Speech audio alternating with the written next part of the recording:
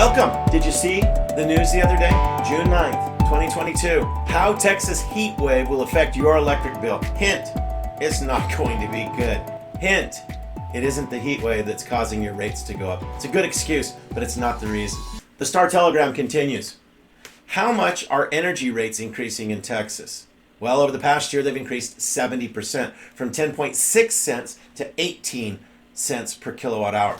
So I went and looked up mine just to see what it was. I got here last November, and I got a rate of 10.79 cents. Now, since I saw this article on the very day it came out, I thought, wow, okay, I got to call quick. So I called the company that gave me my contract. And when they gave that contract to me, they had told me that I could have a 1, a 2, or a 3-year contract. Now, I knew I would be getting solar very soon, and so I thought, well, I only need a 1-year contract. But I called them just to see what would happen. So I called and said, hey, I just had moved here. I didn't understand the whole system. Can I extend my contract from 1 year to 3 years? And the young gal's like, yeah, not a problem, sir. I was like, oh, good. I might be sneaking in under the wire, right? I said, well, how much is it going to cost me?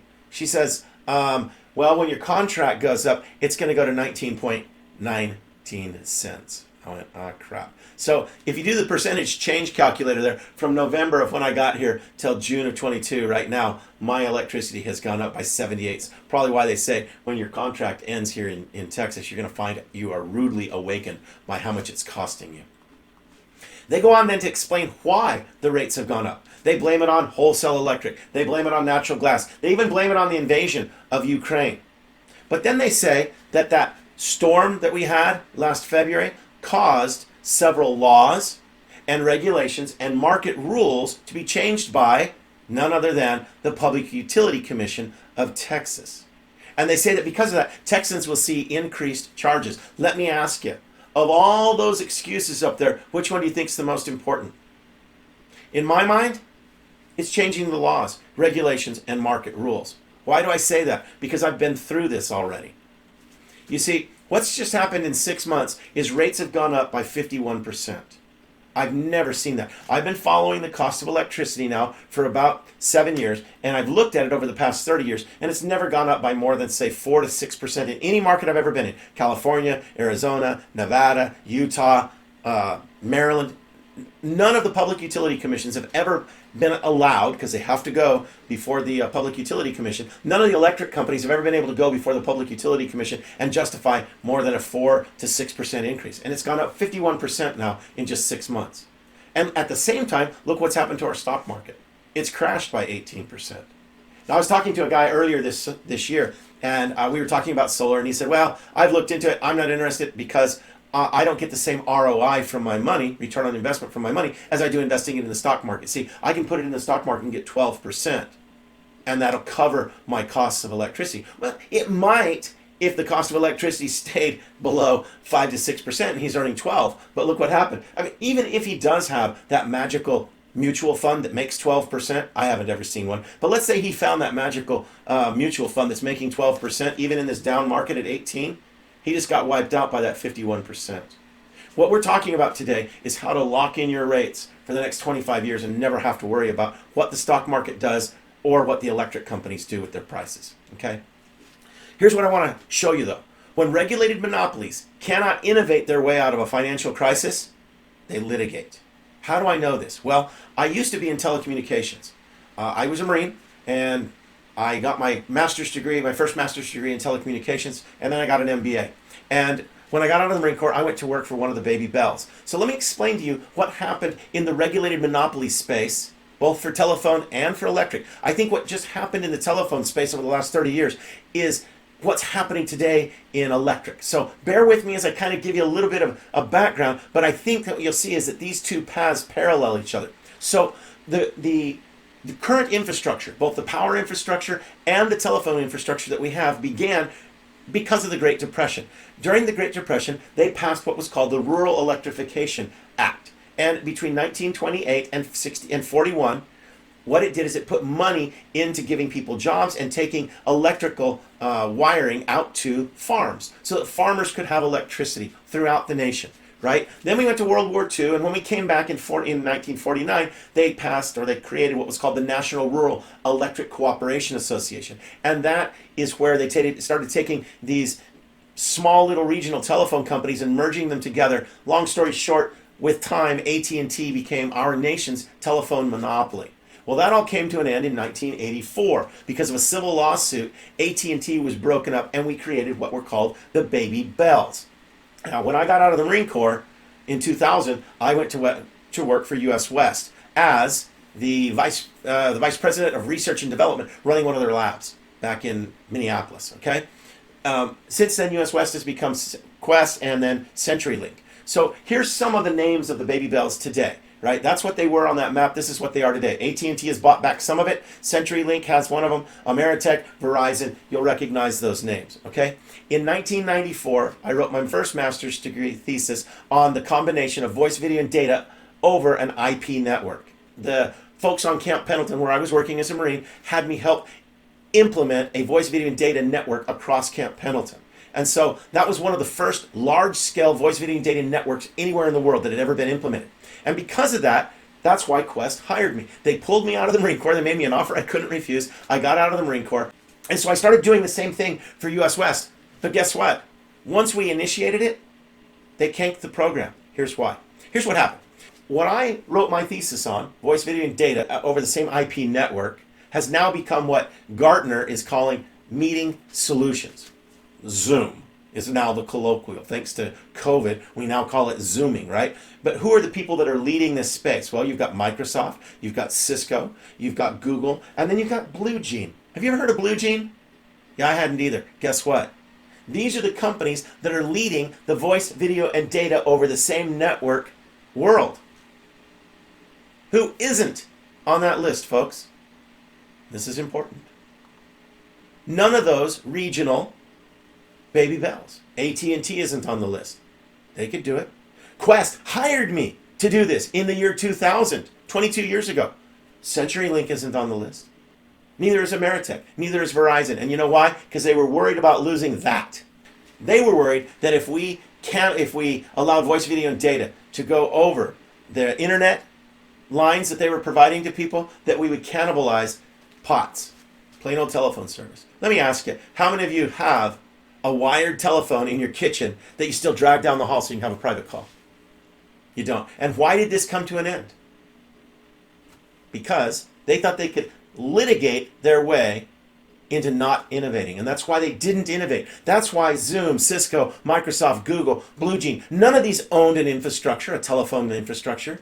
None of them own the infrastructure today that provides voice, video, and data for Zoom and Cisco and Microsoft and Google and BlueJean. These other guys still own it, but they don't, and they're not the leaders in this space because they wouldn't innovate. They thought they could litigate their way to profits. So why was that? I scratched my head. They hired me to do this. Why on earth wouldn't they implement what we did in my department? It's simple.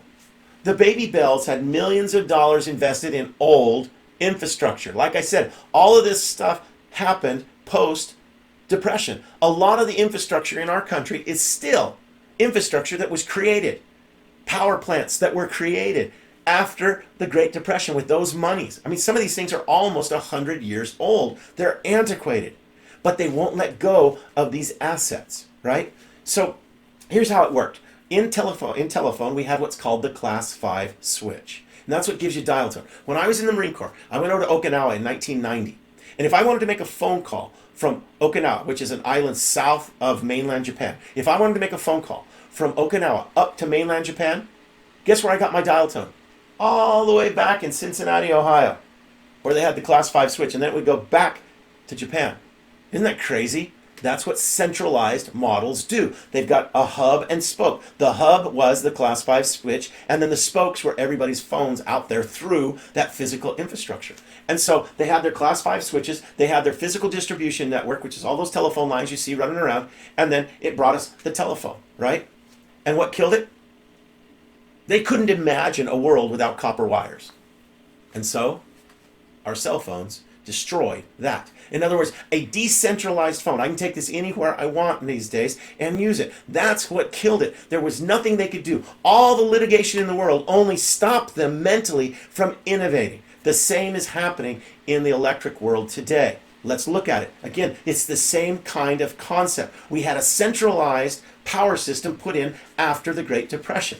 And so I like to call these the energy baby bells. And so today the energy baby bells are Duke, Exelon, PG&E, First Energy, NextEra, Encore, Southern Company. You get the idea. And what do they have? They have a centralized production center, which is like the telephone, right? The class 5 switch. They've got this old antiquated building that is creating their electricity, whether that be coal, natural gas is going to be newer, nuclear is going to be newer, but you get the idea. There's some old power plants out there, and they don't want to let go of them because they represent a fixed asset that they don't want to take off their books. And then they own the physical distribution network throughout the nation. This is how the electricity gets to us. So it's created in one place, and then it's sent over a physical distribution network. And that network is old and antiquated. We saw that here in Texas when everything broke down last February, or a year ago February, right? It's no joke. That infrastructure is old, all right? And then it gets out to our meter in our house, and we have this disc that rolls in one direction, consumption. But you see, what they've come up with now with solar is a bidirectional. Goes both ways. It's called net metering. We'll get to that. But the centralized hub and spoke model of producing power at a central plant, sending out over a spoke of distribution networks out to our homes, that power distribution model is dying. And there's nothing they can do about it except innovate, and they won't. They won't. In fact, I have been in many, many homes over the years selling solar. And I look people in the eyes and I say, who should be sitting right here in your living room talking to you about getting solar? And they look at me like I'm from another planet. What do you mean? Just what I said. Who should be sitting here right now saying, we want to install solar panels on your roof? And again, they don't get it. And I say, the electric company. They have the capital. They've got the resources. All they would need to do is the same thing that AT&T, Verizon, US West, CenturyLink should have done to get voice, video, and data into our hands, but they won't. All they would need to understand is that they're really in the game of energy and not in the game of old power plants. And they could say, you know what? We're going to put we're going to put these panels on your roof. We're going to do it for free. We're going to install it for free, but you're going to pay us for the electricity that it produces. They could do the exact same thing with a power purchase agreement that Solar City and Sunrun and Vivint Solar all did 7-8 years ago. They could have put those panels on people's homes and just charged them for the electricity. They could still do it, but they won't. Even if they see this video, they won't. Because they will not innovate. They would rather die litigating. And that's what they're going to do. So again, the 70% increase in your bill is because they've litigated their way out, for the moment, of a problem called net metering. That's all they've done. Let me explain to you how that works. So what happened here in Texas is because there is no net metering, we are a deregulated market. So again, that production, that distribution, and that consumption are broken into 3 separate parts. And who is in charge, who's left in charge of deciding what we will pay for electricity are the chief financial officers for these electric companies. As I said, when regulated monopolies cannot or will not innovate, they litigate. And that's what they've done. They've litigated away net metering, and that's why they can raise our prices. So the laws and regulations and market rules that article talked about that were passed by Texas Public Utility Commission gave the chief financial officers, all those little foxes there guarding the buyback henhouse, it gave them the right to raise our prices without any specific oversight of the Public Utility Commission. I guess they still have oversight, but without any specific permission from the Public Utility Commission. Okay? How does this work? It's deregulated, right? So we have these electric baby bells, Duke, I already mentioned, and they're going to die. And they're going to die because of solar. Because solar is destroying this centralized model. So I want you to understand something here. I'm going to talk about deregulation and decentralization. These are not the same things. Deregulation has given these folks the breather that says, okay, we can get rid of net metering, we can raise our prices, and we can be profitable without innovating. Okay? But centralization or decentralization of the power grid has nothing to do with regulation. It was coming anyhow. They were going to die, just like voice, video, and data over the same infrastructure that we have our POTS infrastructure on, but at a lower rate and with more services, was going to take over the telephone world. And the same thing is happening now. We are going to decentralize power regardless of whether we're regulated or deregulated. And I'm going to show you how this is happening and what we're going to do. So decentralized power means that rooftop solar is like this. You own your decentralized power station. You own the entire system, right? You own the production. What's the production? Your panels. What's the distribution? What do you think distribution costs are? Distribution costs right now on my bill are nearly 40% of my entire bill. What's the distribution cost to take the power off of your panels and move it down to your main breaker?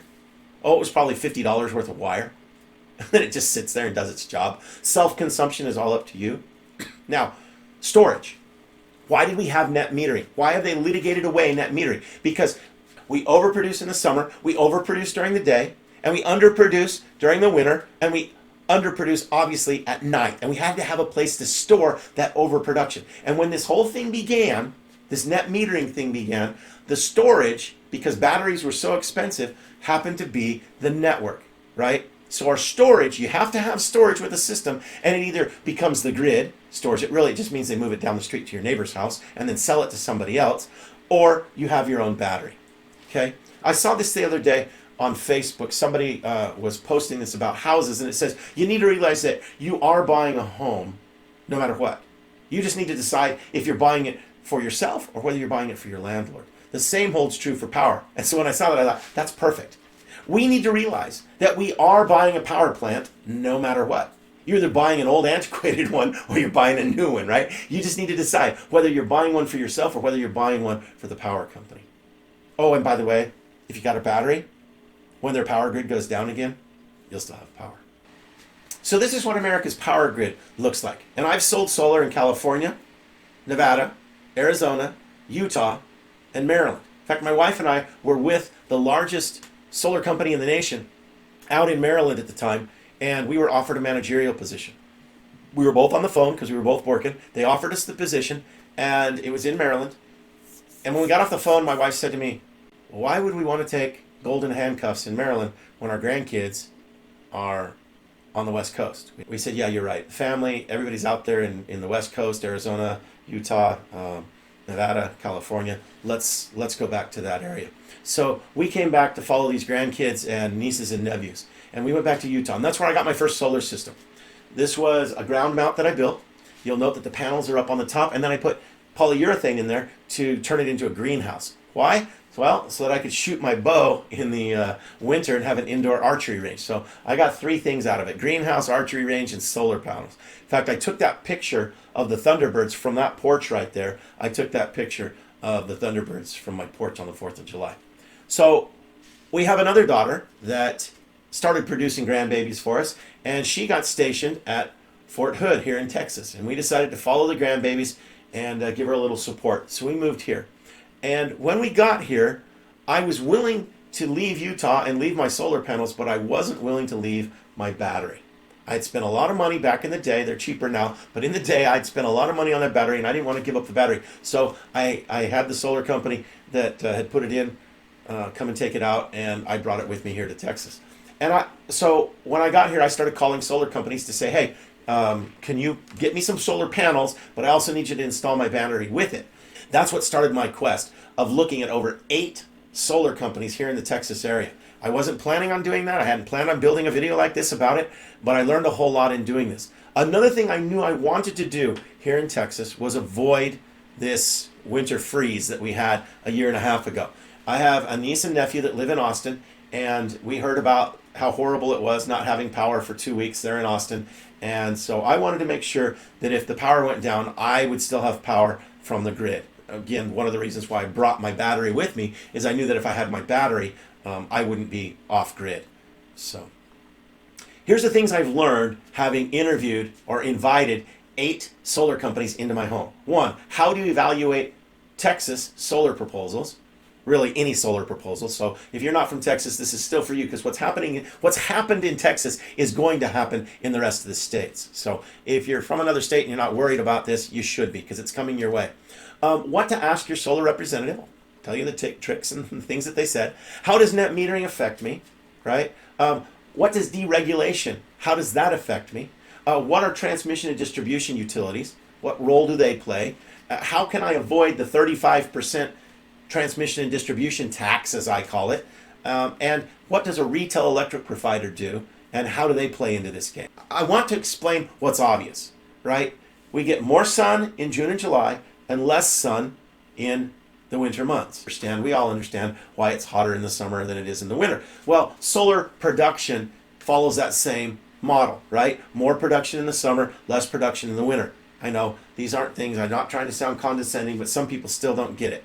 So this is the typical solar production that you would see in the United States.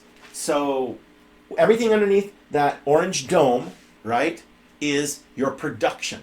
And the things outside the lines in black is consumption, but I didn't have enough production for it. And then that part that's in orange there, that is my overproduction. Back to what we were talking about net metering a minute ago. During the summer, I overproduce. Makes sense, right? April, May, June, July, August, September, I'm going to overproduce. That's the orange area. And then in the winter months that fall outside of my production capability, I underproduce in October, November, December, January, February, and March. Net metering is what allowed me to virtually store my electricity. You see, what they allowed me to do was to send my excess during the 6 months of the summer and then get it back during the 6 months of the winter. Here's the problem. That litigation thing that I was talking about, instead of innovating, what they've litigated away is the ability to have this on a yearly cycle. Now net metering, for the companies that are still doing it here in Texas, most of them are doing it on a month-to-month basis. So if you overproduce by a ton in June, you don't get to roll it into July. Or you might get to roll it into 1 month, but you don't get to roll it into the next one. You see what I'm saying? And it used to be that this cycle they did March 31st through March 31st. And now it's being done month to month. So overproducing by a ton does you no good. And this is the problem that most solar companies aren't grasping right now here in Texas. Because they don't have to worry about this model outside of Texas. And I'll explain why in a second. We overproduce during the day, as I said. We underproduce at night woefully because there's no production at all. So during the day, what's extra goes out to the neighbors. They sell it to the neighbors. And then at night, I import it back in. So I export and import all day long. And this is called net metering. Net metering was necessary because you have to have a storage device. As I said, that storage device can be a battery or it can be the network itself. And this became a law. Net metering became a law in 2005 by George Bush. And this is part of the litigation stuff they've been trying to get rid of. It's gone here in Texas. So we're seeing the results of it. And that's why I'm explaining how you can overcome this here in Texas. It's happening out in the other states also. But here's another unique problem to Texas. Our heat in Texas is usually generated by electricity, not gas. So everywhere else I've been and sold solar, California, Arizona, Nevada, Utah, you follow this same old typical production model right there. Everything underneath that orange line is production. It usually follows. But look what we've got here in Texas. We've got a lot of consumption in the summer months, right? Then it goes down a bit, but then it goes back out in the winter. And this is when we're producing the least amount of electricity. And so what solar companies are doing is having to build big systems to overcome those wings out on the side. And I don't think that's necessary. And that's what I'm going to show you, how to overcome this so that you don't overbuild your solar system and pay too much for your solar. All right? But this is the typical Texas production model. By the way, not everybody understands this. I was on the phone the other day with a vice president from one of the solar inverter battery manufacturers with the CEO of a local solar company here. And he began giving me their pitch like it was a normal system. And when I explained the differences here in Texas, he had never even thought about it. This guy's a vice president selling equipment all over the nation, and he hadn't thought about the unique issues here in Texas. And so that underproduction, woeful underproduction during the winter and not having the net metering on top of it is now going to really do some tricky things to the solar market here in Texas. As I've said already and will say again, when regulated monopolies cannot innovate, they litigate. But I want you to understand, this is not a blue versus red thing, right? California, very blue state, we know that, Democrat. And Florida, right now, a very red state. The House, the Senate, the State House, the State Senate, and the governor are all Republicans. And look what happened just a couple weeks ago, is that Republican governor was sent a bill that had been approved. Listen to what I'm saying. It's been approved by a Republican majority House and a Republican majority Senate to get rid of net metering. You know how many times they've done that out in California? Many.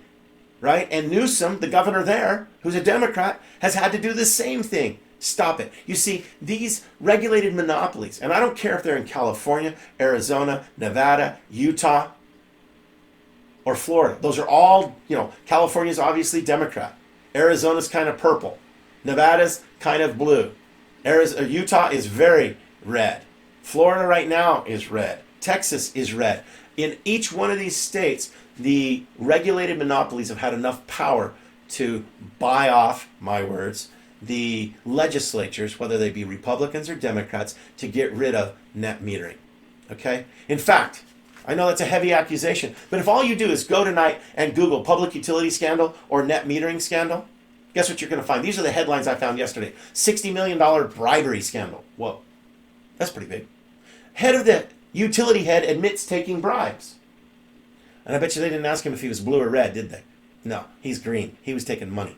DeSantis, Republican, vetoes net metering bill that was sent to him by a Republican House and a Republican Senate. He still vetoed it. Why? Because everybody had their arms up in the air screaming in Florida, right?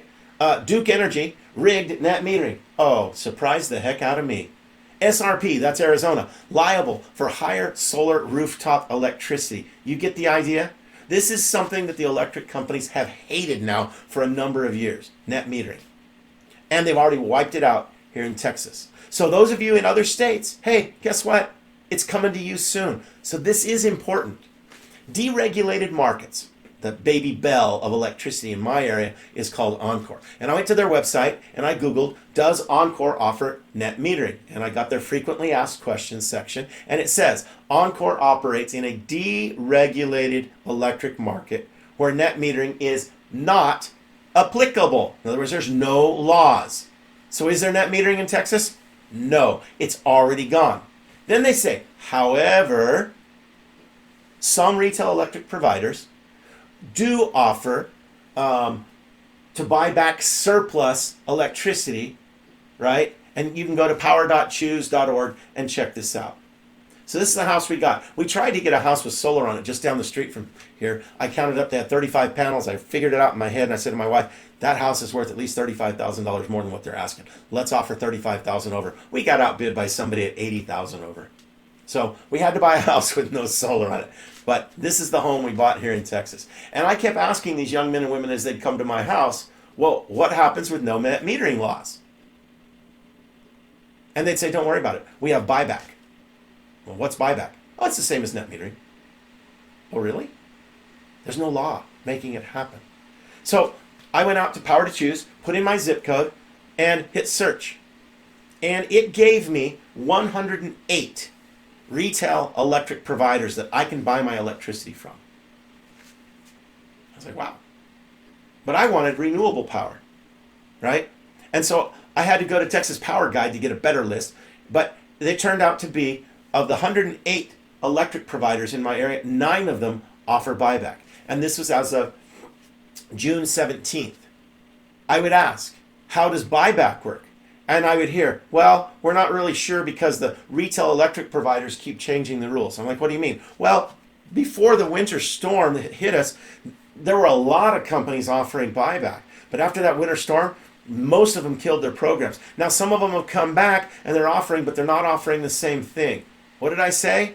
When regulated monopolies cannot innovate, they litigate. They litigated away our ability to have net metering here in Texas. And this is what's happening now, is that the retail electric providers, they control our pricing and they don't have to go to the PUC every time they want an upgrade. They've also deregulated it and they've created different parts, right? Remember I was talking about production of electricity. That's one part. Then you have the transmission and distribution. That's the TDU, right? And then you've got the people that actually buy the electricity at wholesale rates and then sell it to us. And they manage our accounts and do all that stuff. So we've broken it into 3 separate parts here in Texas. Here's my bill. This is the part that belongs to the retail electric provider. And my total there is $124, right? The TDU charges, or the transmission and delivery, which is Encore, that's the part here in orange, and that comes out to $79.70. So if you do the math, that means 39% of my bill goes to the transmission delivery utility. my electrical bill, 39% of it, or almost 40%, goes to the transmission and delivery utility. And they offer no net metering, no buyback. Think about that. Zero. So I'm already losing about 40% right off the top, okay? Because they do not play the game. They don't have to. My retail electric provider provides me 61% of my bill.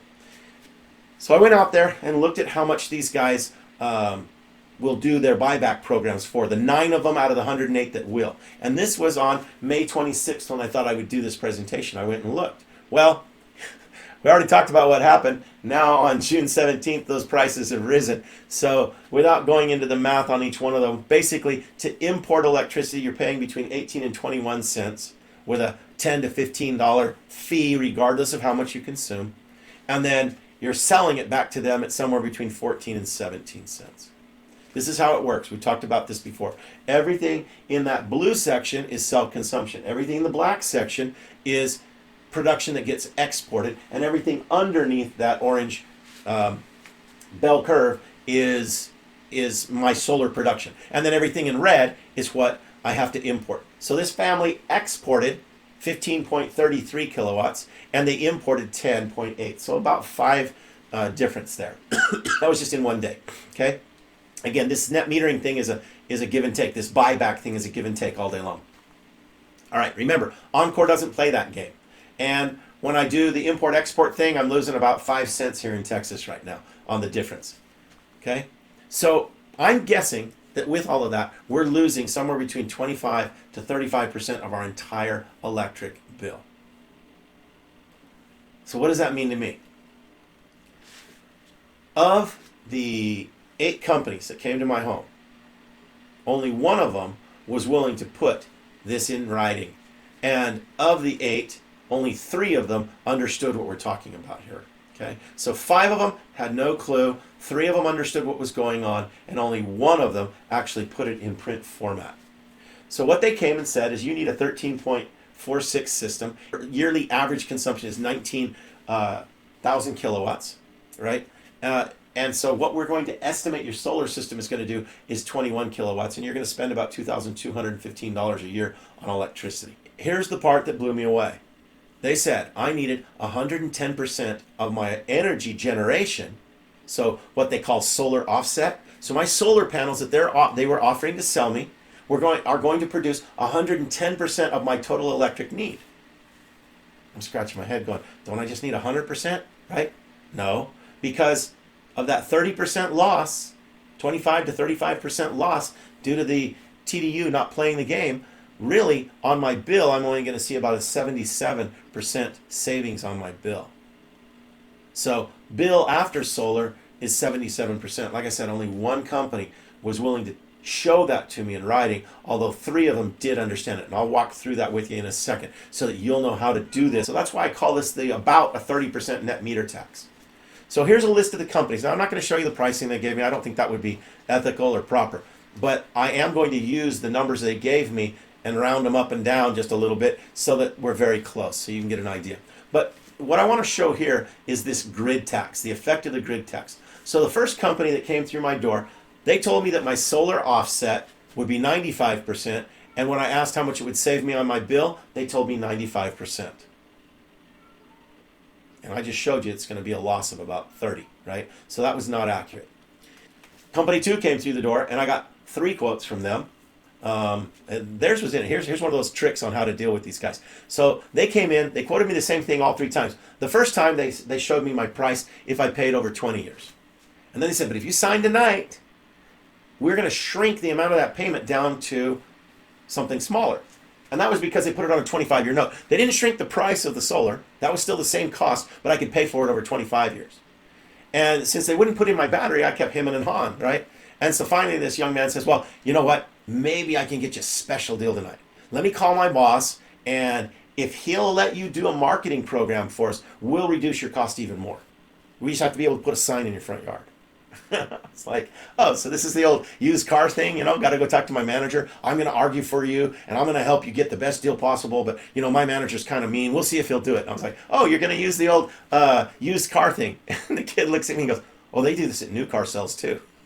It's like, all right, whatever. But they used that tactic on me, and that's why I got 3 quotes from them. The third company, they offered me what's called a power purchase agreement. Well, they didn't offer me a power purchase agreement. I lied. I asked for a power purchase agreement. I knew who they were. I've got good friends in the solar industry all over the nation, and so I knew a good friend in California, and he told me that in the area I'm at in Texas, they could offer what's called a power purchase agreement. What a power purchase agreement is, you probably don't need to worry about it. Well, it's done all over the place. It's just not here in Texas very often. Most everybody buys their solar here. But there is one company that can get you a power purchase agreement. And what they do is they put the panels on your roof. Like I was saying earlier, that this is what I think the utility should be doing. But they put the panels on the roof. They own the panels. They repair the panels, etc. You just sign a contract that says you'll buy all the electricity. Note what they did there. They said my solar offset was going to be 136%. And that would wipe out 100% of my bill. They understood it. But since I wasn't buying the panels, I was just offering to buy the electricity. This is why they made me such a big system. So, the fourth company, they came out and they gave me a quote for the system, both with and without a battery. And again, when I asked how much of my electric, my offset is going to help me on my bill, the young man or woman that came out said 100%. So again, they didn't understand it. Right. This company made me a lot of different quotes. The reason I got a lot of quotes is they had a lot of different financing options. And so really the whole thing came out to about the same. Again, the point I want to make is that when I asked them how much my solar offset was, with some it was 80%, with some it was 100%. And when I asked them how much that would knock off my bill, the answer was always it's the same. And again, not accurate. The sixth company, I'd gotten pretty frustrated by now. No one seemed to be grasping what I was doing the math in my calculations and understanding. No one was understanding it, and no one was giving me a solar quote that was right. And then the sixth company came through, and this young gal came in, and she made me a quote at 100% of my offset. And so she told me I need a 14 kilowatt system, and then they would produce 19,000 kilowatts. You get the idea.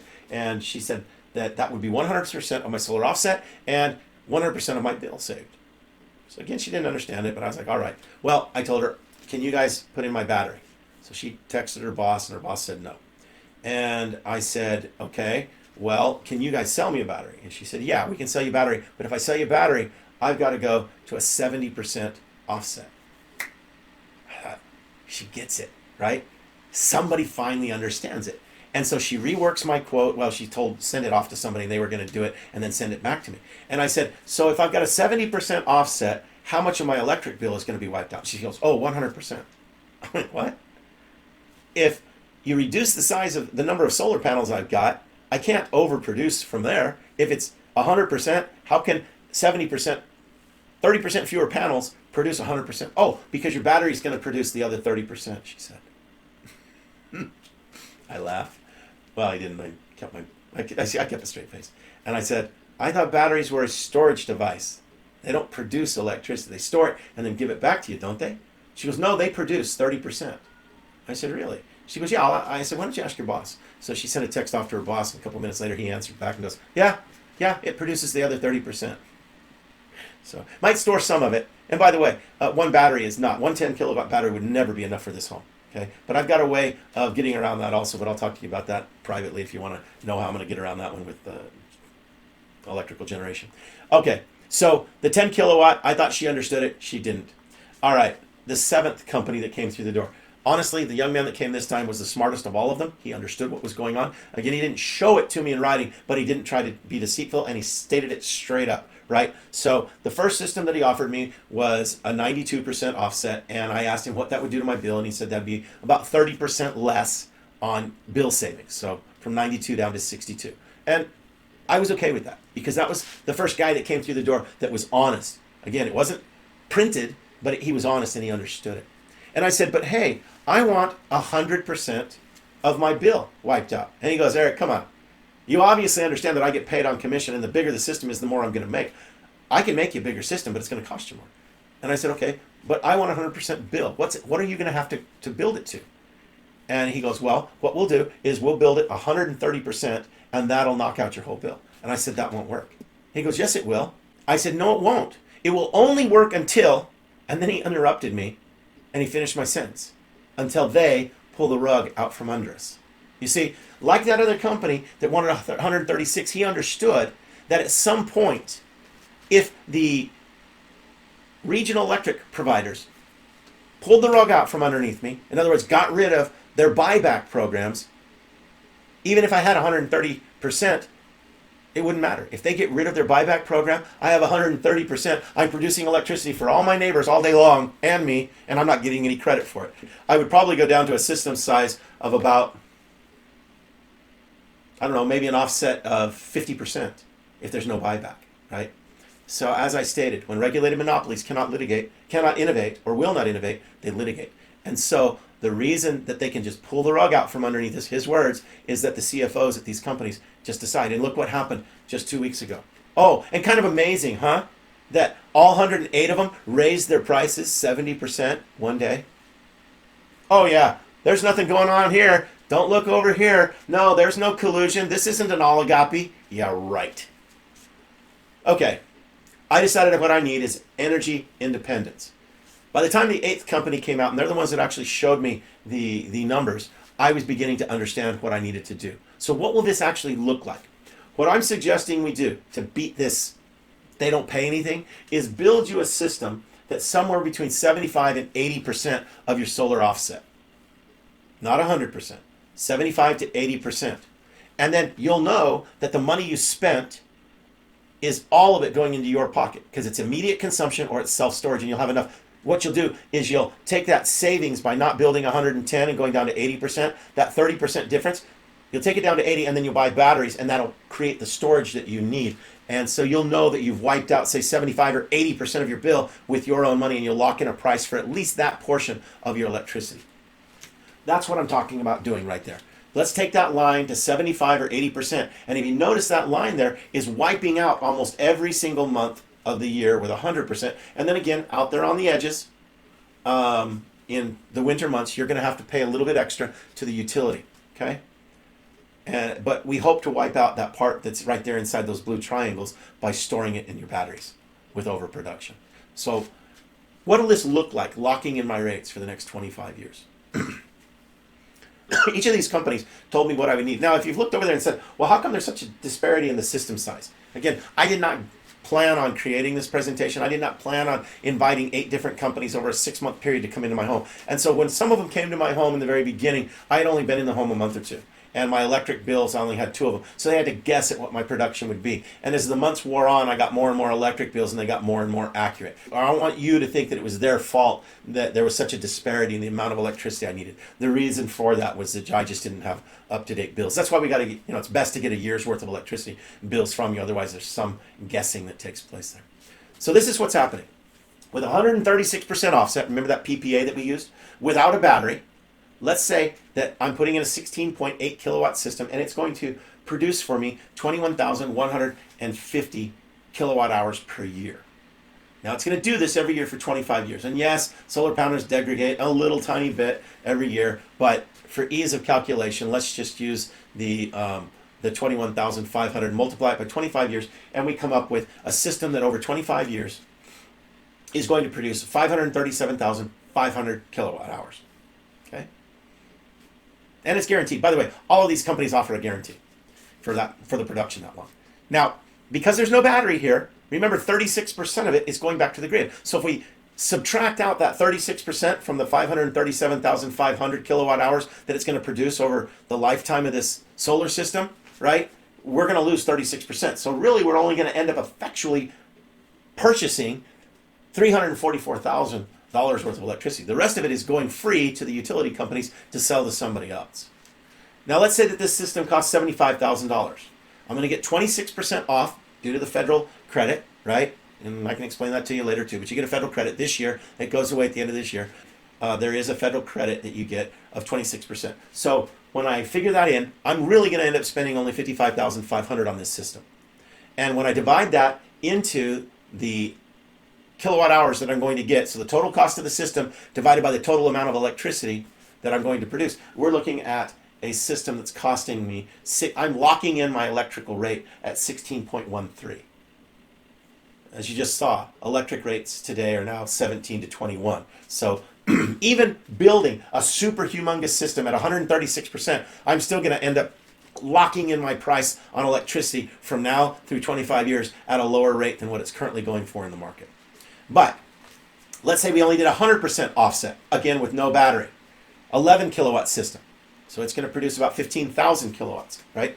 15,000 kilowatts times 25 years, 375,000 kilowatt hours over 25 years. Now, I've put in here 20% grid loss instead of the 36. Why did I do that? Remember I showed you this thing? Overproduction on 136% offset is going to be a curve up here during the summer. That's a huge amount of electricity. But what did I say? These guys just litigated away our ability to have net metering work or buyback work on an annual basis. And now it goes month to month. So even if you overbuild the heck out of this system, it only is good for you in that month or the next month, right?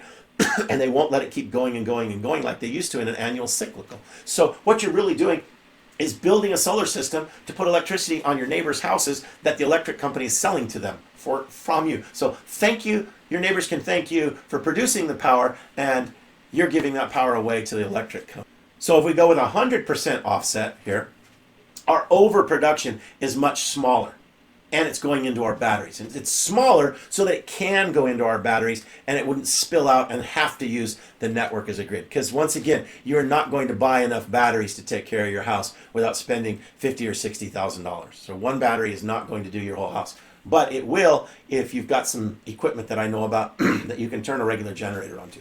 And I'll teach anybody that wants to give me. Okay, so 20% grid, that's why I'm guessing at it. I don't know that that's an accurate number. It could be 15, it could be 10, it could be back up next to the 30, but I don't think it will be because I don't think we're going to be overproducing as much. So that grid tax, I'm going to drop it to 20% if my total offset is at 100. So this system's going to cost less. It doesn't have a battery. Let's say in 55,000, we subtract out the 26% for the Fed, and we end up with an out-of-pocket cost of 40,700. Divide that into the total amount of electricity that's going to produce over 25 years, and you're locking in your price at about 13 cents, 13.56 cents. Again, that's only going to be for about 80% of your electricity. That other 20% you're still going to have to buy from the utility. But at least the majority of your electricity has been now locked in at a 13.56. Now, why would I suggest starting small and then changing, or starting small? Because we can watch this pattern on your home. We can look at your bill over a year, and a year from now, you could come back and you'd know, do I need to put more panels on? Do I need to add more battery? You could do it at a programmed rate, but I'm suggesting this is the place to start. Okay. So let's look at one with a 10 kilowatt battery and 80% offset. So about a 13.5 system that's going to produce about 20,000 kilowatt hours times 25 years. You get the idea. I'm at 503,000 kilowatt hours over 25 years. And now my grid tax is down to 10% because I've got a battery. I'm going to be very frank about this one more time. I don't want you thinking that one battery is going to do your entire house. I've heard people tell me that it will. It will not. Some of the young men and women that came to my home told me, oh, all you need is one battery to do your whole house. No, it won't. It'd probably take 5 of them to do my house right now, okay? And at 10 to 15 grand a piece, that's a whole lot of money, right? So I've got a workaround. Give me a call. I'll show you how that works. But that's why I'm only getting one battery right now. Okay, so this system's going to cost a little bit more, back up to 75,000, and we're going to wipe out 26% of that with the federal credit. So it's back down to 55,000 out of pocket to me. Divided into the total number of kilowatt hours that I'm going to keep. Now I'm down to about 12.24 cents. Think about that. I can lock in my rate for 25 years on 80% of my power at 12.24 cents. That's a pretty killer deal, especially since right now it's at somewhere between 17 and whatever. So back to what I had said I would show you how to do earlier, how to figure out your total. I told you that my total rate right now is 10.79 kilowatts. I'm sorry, 10.79 cents per kilowatt hour. Okay, here's how you do that. You take the total amount of your bill and the total amount of kilowatt hours you consume in a month. So what you get here is $203.82 divided by 1,888 kilowatt hours, and that comes to the 10.79. The most important part that was on the front of my bill was this part at the bottom here that says the estimated contract end date is November 15th, 2022. So I've got until November to figure this out, right? And I already told you what happened when I called them and said, hey, are you guys going to be able to give me that, extend that to 3 years and keep it at 10.79? And they said, no, they're going to take it to 19. So let me ask you, when your contract ends, right, do you have a guarantee that they're not going to raise your rate? You can call them right now, and I can guarantee you what it's going to say. I can tell you the same thing they told me. So let's look at gas prices. We've all seen what's happened with in the gas tanks lately, right? Since it's not in cents, it's in dollars. We freak out a little bit more, right? But just a couple months ago, gasoline was at what, $2.75, and then it jumped to $3.47, and then it jumped to $3.75, $4.87, $6.95, $7.25. Right? It's been going crazy. Americans are just irate with what's going on with this, right? So let me ask you, if you could lock in last year's gas prices for 25 years, would you have done it? If it didn't cost you anything, all you had to do was sign a contract? Let me ask you another question. Does your car know the difference between gasoline that you purchased at $2.75 and gasoline that you purchased at $7.25? Solar is coming. And it's going to destroy the centralized model, as I said. So let me ask you a question. Do your appliances know the difference between coal power that costs 17 cents right now and sun power that costs 11 or 12? No. Do your appliances know the difference between coal power that costs you 19 cents and sun power that costs 11? How about 23 cents versus 11? Or 33 cents? Do your appliances know how much you're spending on your electric bill? They don't. So let me ask you the question. If you could lock in today's electric prices for the next 25 years, would you just get solar? It's worth thinking about, folks, because that's really what we're doing. We're locking in our price for the next 25 years. And as I've just shown you, it's cheaper than what they're currently charging you. I look forward to chatting with you. That's my cell. That's my email. Get a hold of me. I'll get you a quote. Send me over a copy of your electric bill. I'll get you a free quote. We'll talk over the phone. I'm not going to have to come to your home and bug you, or I can if you want. Doesn't matter to me. I'd love to serve you. I'd love to help you. Just get solar so that you and your family have personal energy independence, because that's what this is all about. We hear this all the time. America needs to be energy independent. Well, so do we as individuals, and it starts with us today.